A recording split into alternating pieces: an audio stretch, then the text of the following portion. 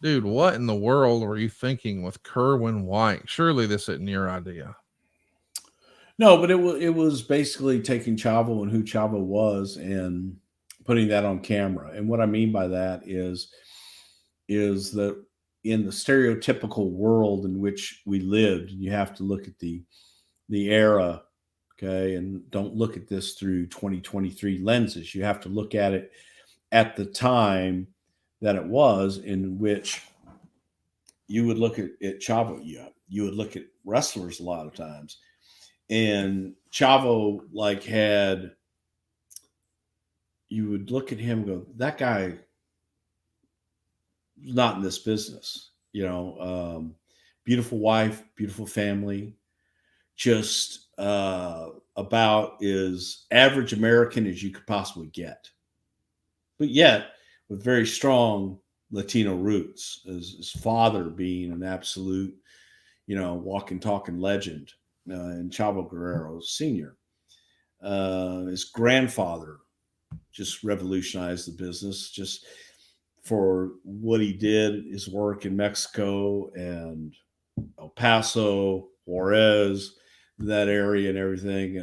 Gory Guerrero, one of the greatest of all times, but then also producing uh, a legacy after him of some of the greatest wrestlers in Mondo and Chavo and Hector and Eddie, and then Chavito from Chavo. Uh, but it was there was an averageness about him that tried to. I think it was way too far in the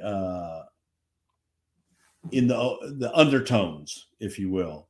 Um, that again you couldn't get away with today, and is in poor taste, probably in poor taste then as well. But that was the idea behind it, because Chavo came in. I don't think in my entire life, I've known Chavo since he was a kid. I don't ever, like some guys come in and look like they just came out of I don't know, a trash bin or something like that after working out in the gym. And Chavo, always dressed to the nines, coming out of the gym, the son of a bitch looks like he's ready to walk into a boardroom. You know what I mean?